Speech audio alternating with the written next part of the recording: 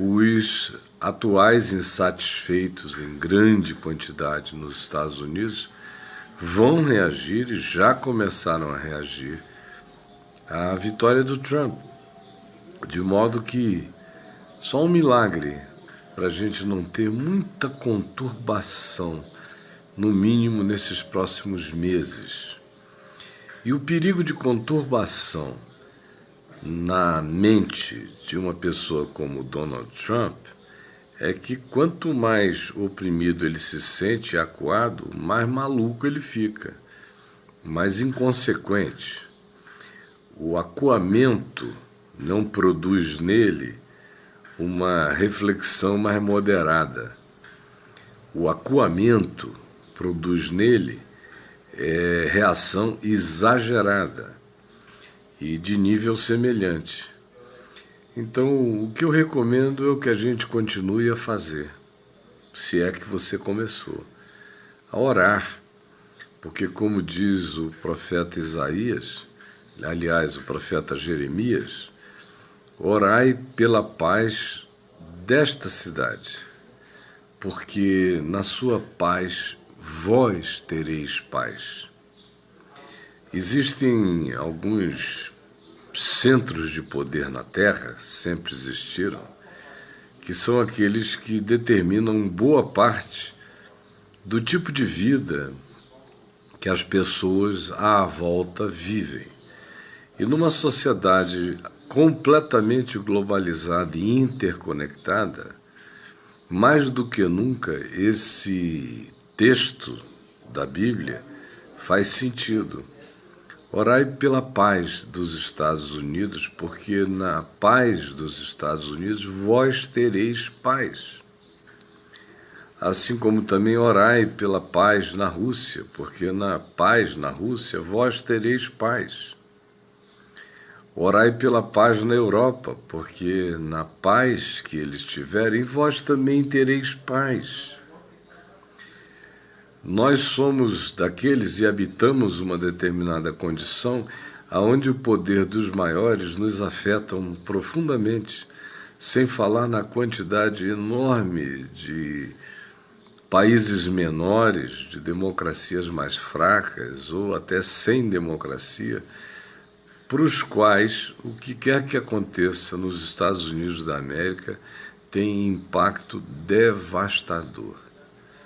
Então, oremos, é só o que eu quero dizer, não há qualquer outra fala é presunçosa, qualquer outra especulação é insensata, qualquer que seja a sugestão, somos nós falando entre nós mesmos aquilo que não vai afetar positivamente nada em lugar nenhum. Mas muito pode, pela sua eficácia, a súplica do justo. Muito pode, pela sua eficácia, a súplica do justo. Ontem, quando eu acabei o Papo de Graça e entrei aqui, vindo ali de fora do jardim, do estúdio, aqui para dentro de casa, encontrei a Adriana conversando com a Juliana, minha caçula ali, e os meus netinhos, o Matheus, a Lara, o Daniel também estavam ali conversando sobre a vitória de Trump. E a Adriana não sabia ainda, ela não abriu nada, não viu nada, eu estava no programa, ela tomou café sozinha, não abriu nem o celular. Quando a Juliana entrou dizendo, você viu? O Trump ganhou. E ela levou um susto tremendo, ela ficou trêmula, as carnes tremeram. E eu ia entrando e ela estava assim, pálida. Falei, o que foi isso? Ela falou, o Trump ganhou. E agora? Falei, agora nada. Onde é que está Nabucodonosor? Aonde foi parar Alexandre o Grande? Onde é que está Herodes? Quer que eu te leve de novo para visitar a tumba dele no Heródio? Tudo passa. Trump passa. Todos passaram. Então não se aflijam. Orem. Porque não existe poder grande demais para determinar e fazer as loucuras que deseje assim. Esse universo tem Deus, esse planeta tem dono. Ao Senhor pertence a terra e tudo que nela se contém, o mundo e os que nele habitam. Nabucodonosor era primo mais velho de Donald Trump. Ele pensava que podia fazer e acontecer. Teve um sonho que o perturbou, que foi tirando o eixo da cabeça dele, e algum tempo depois ele estava comendo grama no gramado da Casa Branca de Babilônia. Comendo grama. A gente fica assustado com o poder dos homens. Uma bolinha, uma bolinha no cérebro e o cara... para sempre. Ninguém tem poder. Um entupimento coronariano e o cara... ou então, para sempre. Ninguém tem poder. Nós somos só arrogantes aos extremos.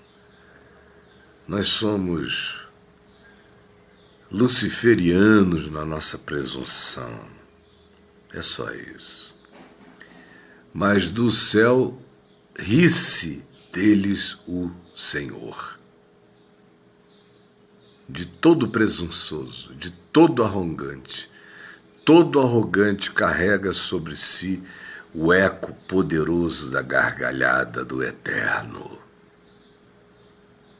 Então não se preocupe, apenas orem.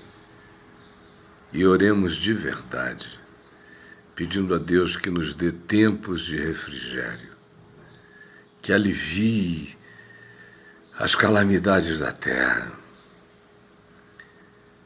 Creiam nessa poderosa mão de Deus e orem, experimentem.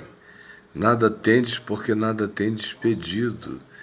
E quando se diz isso, não se diz que é apenas no âmbito das coisas pequenas e vinculadas aos nossos interesses particulares. É em qualquer dimensão, é em qualquer extensão, é em qualquer perspectiva, é cobrindo qualquer que seja o espectro. Eu chego na presença de Deus com essa convicção de que eu estou falando com aquele que ouve o meu clamor, que diz: Sol, detente em Gibeon, e tu, lua, no vale de Aijalon. E o sol parou e não fugiu do céu até que Israel vencesse os seus adversários. Ore. Você não tem ideia do significado de orar e colocar diante de Deus, na presença do Rei dos Reis, esses meninos presunçosos que querem ser os donos da era, da época e da alma humana. Um beijo para todos vocês, que Deus nos abençoe, nos dê um bom dia. O mais tem apenas a ver com a diabólica presunção humana de um lado e com a diabólica indiferença humana de outro lado, no nosso caso, que não oramos e não cremos.